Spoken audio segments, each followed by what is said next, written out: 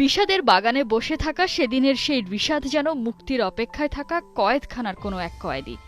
বারবারই যেন বলতে চাইছেন, এই কয়েদখানা আমার তো নয়। বাংলার কোনো লেগ স্পিনার বিদেশের মাটিতে ফ্র্যাঞ্চাইজি টুর্নামেন্টে দাপটের ঝান্ডা ওড়াবে, এই স্বপ্ন যতটা বিষাদের ঠিক ততটাই এদেশের ক্রিকেট প্রেমীদের। সেই স্বপ্ন পূরণ হলো, এমনভাবে হলো যা এক মুহূর্তে ভুলিয়ে দিল আগের সব হতাশা।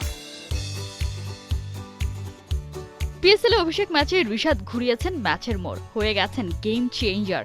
4 ওভারে 31 রান দিয়ে তুলে নিয়েছেন 3 উইকেট। বাংলার এই লেগের বোলিং ফিগার জায়গা করে নিয়েছে অভিষেকে সেরা বোলারদের তালিকায় 5 নম্বরে।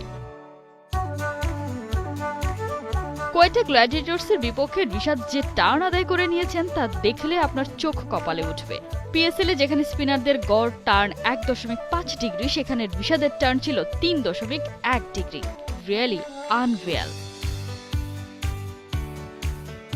ঋষাদের এমন পারফরম্যান্সে মুগ্ধ কালান্দার্স কাপ্তান শাহিন শাহ আফ্রিদি। বাংলাদেশ প্রিমিয়ার লিগ ক্রিকেটের 11তম আসরে দুজনেই যে খেলেছিলেন বরিশালের জার্সিতে, তাই ঋষাদ কি করতে পারেন ভালোই জানেন আফ্রিদি।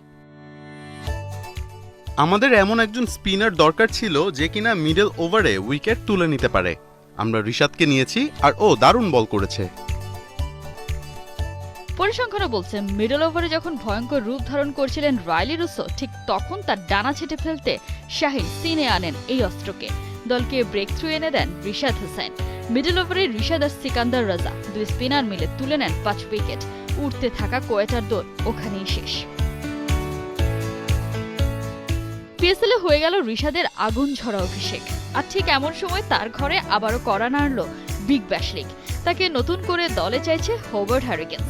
কে না জানে, যে দলের সাথে জড়িয়ে যায় ঋষাদের নাম, সেই দলই তো হয় চ্যাম্পিয়ন। গেলবার হোবার্ট আর এবারে বিপিএল এর চ্যাম্পিয়ন ফরচুন বরিশাল, তারই তো সাক্ষ্য দেয়। কোহিনুর কণা, 71।